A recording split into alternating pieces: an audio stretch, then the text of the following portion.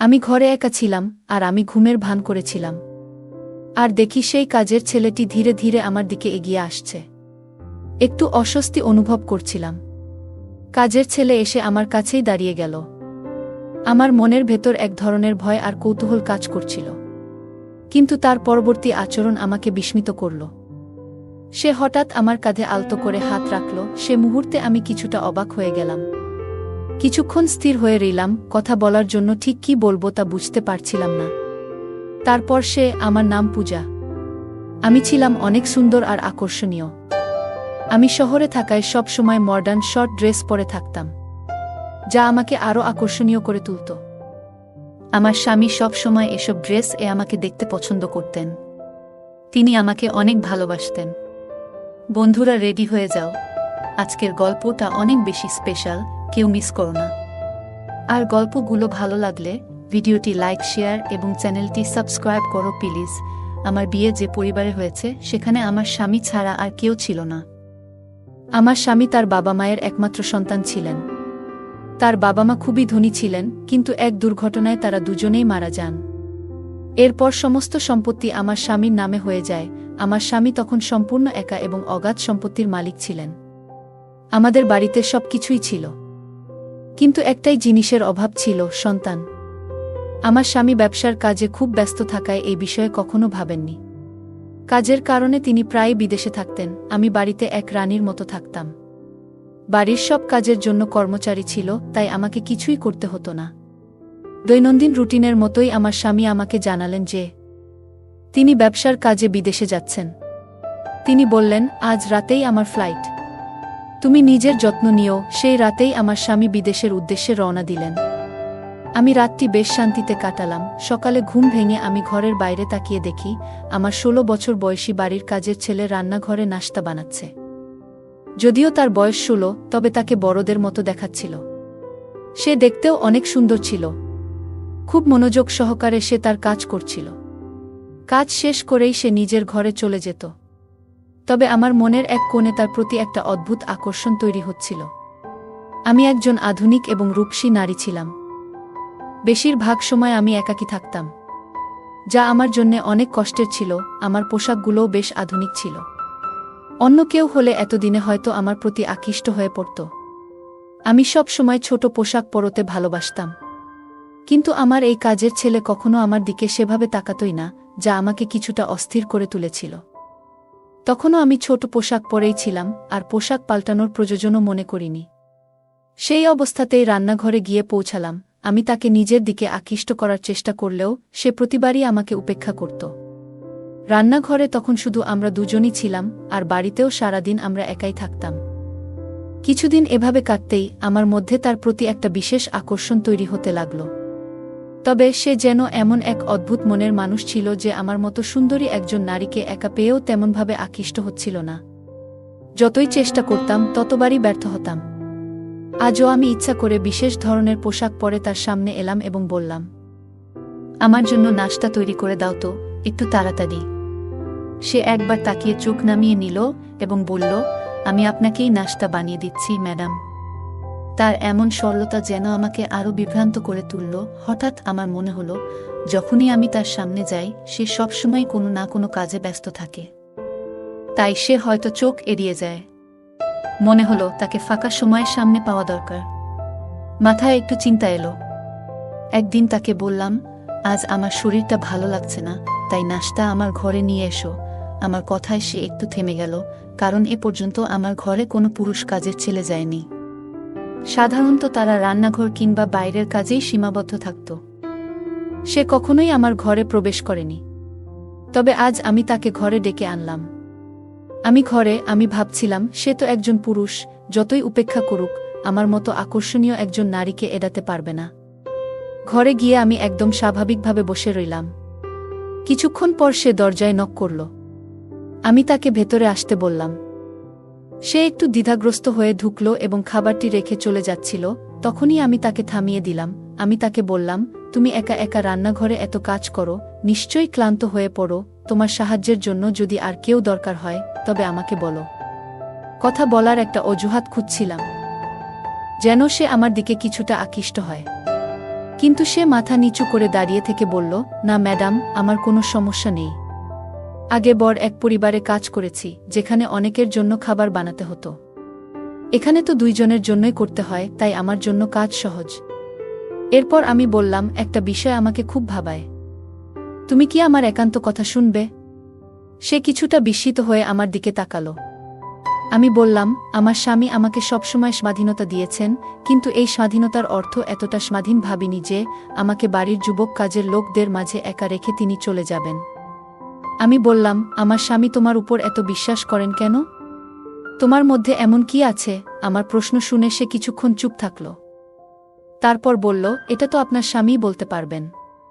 আমার কাজ এই বাড়ির দায়িত্ব পালন করা, আর সেটা আমি যথাযথভাবে করছি।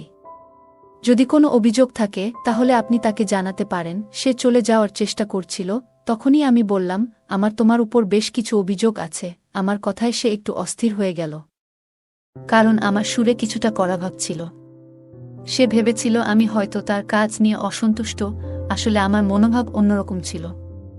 সে চিন্তিত হয়ে বলল, আপনার কি অভিযোগ আছে আমার বিরুদ্ধে? আমি তো সবসময় চেষ্টা করি যাতে আপনাকে কোনো অসুবিধা না হয়। আমি বললাম, এই বাড়িতে রাতে একা থাকলে আমার একটু ভয় লাগে। আমি চাই আমার সঙ্গে একটি সাহায্যকারী থাকুক, কারণ বাড়ির সবাই কাজ শেষে কোয়ার্টারে চলে যায়। আমার কথা শুনে সে কিছুটা বিস্মিত হল। আমি ইচ্ছা করেই তাকে কিছুক্ষণ আমার ঘরে রাখতে চেয়েছিলাম, মনে মনে নিশ্চিত ছিলাম যে সে আমার দিকে বেশিক্ষণ তাকিয়ে থাকতে পারবে না। আমার সামনে খাবার ছিল, তবে তখন আমার মন সেই নতুন কাজের ছেলেটির দিকে চলে গিয়েছিল, যার বয়স মাত্র 16। আমাদের কথোপকথন চলছিল এবং হঠাৎ খেয়াল করলাম, তার দিকে তাকিয়ে থাকতে থাকতে আমার দৃষ্টি একসময় তার দিকে নেমে এলো। আমি একটু থমকে গেলাম। আমার এমনভাবে তাকানো দেখে ছেলেটি একটু অস্বস্তিতে পড়ল এবং কৌতূহলী চোখে তাকিয়ে বলল, ম্যাডাম, এসব বিষয়ে আপনার স্বামীর সঙ্গে শেয়ার করুন। এরপর সে দ্রুত ঘর থেকে বেরিয়ে গেল, আর আমি চুপচাপ বসে ভাবতে লাগলাম, যাকে এতদিন শুধু কাজের ছেলে ভেবেছিলাম, সে যেন সম্পূর্ণ আলাদা এক ব্যক্তিত্ব। এই চিন্তা আমার মাথায় ঘুরতেই থাকল। এরপর আমি নীরবে তাকে লক্ষ্য করতে শুরু করলাম। পরদিনও আমি তাকে আমার ঘরে আসতে বলার চেষ্টা করলাম, কিন্তু সে সোজাসাপটা বলে দিল, আমি বাজারে যাচ্ছি, তাই নাশতা বাইরে করে নিন। তার কথায় আমি অবাক হয়ে গেলাম। কেন যেন তাকে নিয়ে আর কোনো আদেশ দিতে পারছিলাম না। মাঝে মাঝে সে আমাকে লুকিয়ে দেখত। একদিন দুপুরে ঘুম থেকে উঠে মনে হলো তার জীবনটা কেমন তা জানার ইচ্ছে হলো। তাই আমি কোয়ার্টারের দিকে পা বাড়ালাম, কারণ সে কোয়ার্টারে থাকে। যেন দেখার চেষ্টা করি তার জীবনযাত্রা কেমন। জানতাম সে কোয়ার্টারেই থাকে। তাকে নিয়ে আমার কৌতূহল যেন দিন দিন বাড়ছিল। আমি তখন কোয়ার্টারের দিকে এগোচ্ছিলাম, হঠাৎ দেখলাম সে ধীরে দরজা বন্ধ করছে। আমি চুপচাপ দাঁড়িয়ে তার দিকে তাকিয়ে রইলাম। এরপর সে বাড়ির দিকে পা বাড়ালো এবং সোজা আমার ঘরের দিকে হাঁটতে লাগল। সে আস্তে করে আমার ঘরের দরজা খুলল এবং ভেতরে ঢুকে গেল। আমার মন আতঙ্কে ভরে উঠল, কারণ সে নিশ্চয়ই বুঝে যাবে আমি ঘরে নেই। দ্রুত রান্নাঘরে গিয়ে লাইট জ্বালিয়ে পানির জগে পানি ভরতে লাগলাম। কিছুক্ষণ পরে সে আমাকে খুঁজতে খুঁজতে রান্নাঘরে চলে এলো। আমাকে দেখে বলল, আপনি এখানে? আপনাকে ঘরে না দেখে একটু চিন্তিত হয়ে পড়েছিলাম। আমি তাকে দেখে বললাম, তুমি কেন আমার ঘরে আমাকে খুঁজতে গিয়েছিলে? আমার প্রশ্নে সে হঠাৎ অপ্রস্তুত হয়ে গেল এবং গলা সামলে বলল, আসলে পানি নেওয়ার জন্যই গিয়েছিলাম। আজ জগে পানি রাখা ভুলে গিয়েছিলাম, তাই ভাবলাম একটা বোতল দিয়ে আসি। আমি তার দিকে তাকিয়ে রইলাম, কারণ আমি তো পানির জগটা আসলে শুধু একটা অজুহাত হিসেবে ব্যবহার করছিলাম। আমার ঘরে পানি আগে থেকেই ছিল। এরপর সে নীরবে নিজের কোয়ার্টারের দিকে ফিরে গেল, আর আমিও ঘরে ফিরে এসে দরজা বন্ধ করে চিন্তায় মগ্ন হয়ে রইলাম। এতদিন তাকে শুধু একজন কাজের ছেলের মতো দেখেছিলাম, যে সবসময় নিজের কাজ করত আর আমার সঙ্গে আমার চোখা এড়িয়ে চলত। একবার তো সে আমার ঘরে আসতে সরাসরি মানাও করে দিয়েছিল। তবে আজ হঠাৎ সে আমার ঘরে কেন এসেছিল? তার এই আচরণে আমি বিভ্রান্ত হয়ে পড়লাম এবং সারারাত এসব ভেবে কাটালাম। সে লিখিয়ে আমার ঘরে আসতো আর আমি সেটা জানতামই না। পরদিন সকালেও এই বিষয়টি নিয়ে আমি চিন্তায় ছিলাম। তাকে তখন সম্পূর্ণ অন্যরকম একজন মানুষ মনে হচ্ছিল। সে আজও আমার সামনে সেই একই শান্ত দৃষ্টিতে তাকিয়েছিল। এখন সে প্রায় আমার দিকে তাকিয়ে থাকে। সে মাথা নিচু করে নম্রভাবে কথা বলছিল এবং আমাকে খাবার দিয়ে আবার ঘরের কাজে মন দিল। রাত নামল, আর আমি সারা রাত এপাশ ওপাশ করেই কাটালাম। সিদ্ধান্ত নিয়েছিলাম, এবার যদি সে আমার ঘরে আসে তাহলে আমি প্রশ্ন করব, তার আসল উদ্দেশ্য জানতে চাইব। আমার মনে হচ্ছিল, রাতে আমি ঘুমিয়ে পড়লে সে ঘরে ঢুকে কেন আসে। কিছুক্ষণ পরই দরজার কাছে পায়ের শব্দ পেলাম। সঙ্গে সঙ্গে আমি ঘুমের ভান করে পড়ে রইলাম। কিছুক্ষণ পর দরজা খুলে সে ঘরে ঢুকল। তার এভাবে ঘরে আসা আমাকে অস্বস্তিতে ফেলে দিল। সত্যি বলতে আমি খারাপ চরিত্রের কেউ নই, তবে তাকে নিয়ে এক অদ্ভুত আকর্ষণ অনুভব করছিলাম, তাই তার মনোযোগ পেতে চেষ্টা করছিলাম। কিন্তু কখনোই মনে করিনি সে আমার সম্মানহানি করবে বা আমার একাকিত্বের সুযোগ নেবে। আমি ঘরে একা ছিলাম, আর তাকে ধীরে ধীরে আমার বিছানার দিকে এগিয়ে আসতে দেখে আতঙ্কিত হয়ে পড়লাম। স্বামীর উপর হতাশা কাজ করছিল, কিভাবে সে আমাকে একা এখানে রেখে অচেনা লোকের উপর এতটা বিশ্বাস করতে পারল। কাজের ছেলেটি আমার বিছানার কাছে এসে থেমে গেল। আমার বুকটা আতঙ্কে ধকধক করতে লাগল, কিন্তু তার পরবর্তী আচরণ আমাকে অবাক করল। সে হঠাৎ আমাকে এমনভাবে স্পর্শ করল যে আমি কিছুটা বিস্মিত হয়ে পড়লাম। এক মুহূর্ত স্থির হয়ে থাকলাম, কোনো কথা বললাম না, আর কিছুক্ষণের মধ্যেই সে চলে গেল। পরের দিন মনটা যেন অদ্ভুত এক অনুভূতিতে ভরে ছিল, বারবার সেই ঘটনার কথা মনে পড়ছিল। কিছু সময় পর যখন সে আমার কাছে খাবার নিয়ে এল, আমি নিজের ভাবনা গুছিয়ে নিলাম। তাকে দেখে আমার ভেতরে এক অজানা ভয় কাজ করল। আমার প্রতিক্রিয়া দেখে সেও কিছুটা থমকে গেল। আমি তাড়াতাড়ি বললাম, আমার এখন খিদে নেই, তুমি খাবার রেখে যাও, আমি পরে খাবো। এটা বলে আমি তাড়াতাড়ি নিজের ঘরে চলে এলাম। এখন আর আগের মতো স্বাভাবিক থাকতে পারছিলাম না। তার আচরণ বারবার মনে পড়ছিল। পরের রাতেও সে একইভাবে আমার ঘরে এলো এবং আমার বিছানার কাছে এগিয়ে এলো। আমি ঘুমের ভান ধরে পড়ে রইলাম। যদিও মনে মনে তার সাথে প্রশ্ন করতে চাইছিলাম, কিন্তু আমার মধ্যে যেন সেই সাহসটা খুঁজে পাচ্ছিলাম না। প্রতিদিন একই ঘটনা ঘটতে থাকল, আর যখনই আমার স্বামী ফোন করত আমি সব ঠিক আছে বলেই কাটিয়ে দিতাম। কিন্তু দিন দিন আমার অস্বস্তি বাড়তে লাগল। সে লুকিয়ে আসত আর আমার কাছে এসে চুপচাপ দাঁড়ায় থাকত এবং পরে চলে যেত। মনে হতো তার মধ্যে এক অদ্ভুত রহস্য লুকিয়ে আছে, যা আমি জানতাম না। এক রাতে সে আবার আমার ঘরে ঢুকল এবং সে চলে যাওয়ার পর আমি আস্তে করে উঠে তার পেছনে এগোলাম। লক্ষ্য করলাম সে বাড়ির বাইরে কোয়ার্টারে না গিয়ে গেটের দিকে এগোচ্ছে। এ দৃশ্য দেখে আমি একটু ভয় পেয়ে গেলাম। রাতের এ সময় সে কোথায় যাচ্ছে? আমি সারা রাত অপেক্ষায় কাটালাম, কিন্তু সে আর ফিরল না। তার এসব অদ্ভুত আচরণে আমার ঘুম উড়ে গেল। অপেক্ষা করতে করতে ভোর ৫টা নাগাদ দেখলাম সে ঘরে ঢুকছে। তার পরনে থাকা কাপড়ে লাল দাগ দেখা যাচ্ছিল, যেন খুব ক্লান্ত ছিল। দ্রুত কোয়ার্টারের দিকে যেতে শুরু করল, আর আমি অবাক হয়ে ভাবতে লাগলাম সে সারা রাত কোথায় ছিল। তার এই রহস্যময় আচরণ আমার মনে ভীতি ও সন্দেহের সৃষ্টি করল। সে তো আমার কাছে কেবল একজন তরুণ চাকর, কিন্তু তার এমন অদ্ভুত আচরণে তাকে নিয়ে আতঙ্কিত হচ্ছিলাম। আগে তার কাছাকাছি থেকে ভয় পেতাম না, কিন্তু এখন তার প্রতিদিনের এই রাতের কার্যকলাপ আমার মনে অস্বস্তি বাড়াচ্ছিল। রাতে আমার ঘরে এসে যাওয়ার পর সে কোথায় যেত এবং কেন ভোর ৫টা নাগাদ ফিরে আসত, এই সব কিছু ভাবতে গিয়ে আরও ভয় বাড়ছিল। আমার স্বামী প্রতিদিন কাজ থেকে ফিরলে খুবই ক্লান্ত থাকত এবং তার জামাকাপড়ও বেশ নোংরা হয়ে যেত। আমি ছোটবেলা থেকে খুবই যত্নে বড় হয়েছি, তাই এই ধরনের পরিস্থিতি দেখে ভীত হয়ে যেতাম। আমার মানসিক শান্তি বিঘ্নিত হচ্ছিল, যার ফলে আমি প্রায় অসুস্থ হয়ে পড়ছিলাম। একদিন আমার স্বামী আমাকে ফোন করে আমার স্বাস্থ্যের খোঁজখবর নিল। কথা বলতে গিয়ে আমি চোখের পানি ধরে রাখতে পারলাম না এবং তাকে বললাম যে আমার একজন কাজের মহিলা প্রয়োজন। আমি এখানে একা পুরুষ কর্মচারীদের সাথে থাকতে আরামবোধ করি না। আমার স্বামী আমাকে শান্ত করার চেষ্টা করল এবং বলল, তুমি এখনও বাইরের জগৎ সম্পর্কে ভালোভাবে জানো না। অনেক সময় এই ধরনের গৃহকর্মীরা বিশ্বস্ত না হয়ে চুরি করে বা সমস্যা সৃষ্টি করে। তাই আমি তোমার নিরাপত্তার ব্যাপারে চিন্তিত। কিন্তু আমি এই কর্মচারীকে পুরোপুরি বিশ্বাস করি। আমি শিগগিরই বাড়ি ফিরে আসব। তার এই কথাগুলো শুনে আমি অবাক হলাম। আমার মনে হচ্ছিল, কেন আমার স্বামী এই কর্মচারীর উপর এতটা বিশ্বাস করছে। তাকে বললাম, তুমি ঠিক বলেছ, সবাইকে বিশ্বাস করা যায় না। অনেক সময় মানুষ মুখোশ পরে আমাদের মতো সরল মানুষদের বোকা বানায়। এরপরে আমি নিজেও একটু আতঙ্কিত হয়ে পড়েছিলাম, এই ভেবে যে হয়তো এই কর্মচারী তেমন ভালো নাও হতে পারে যতটা আমার স্বামী তাকে মনে করছে।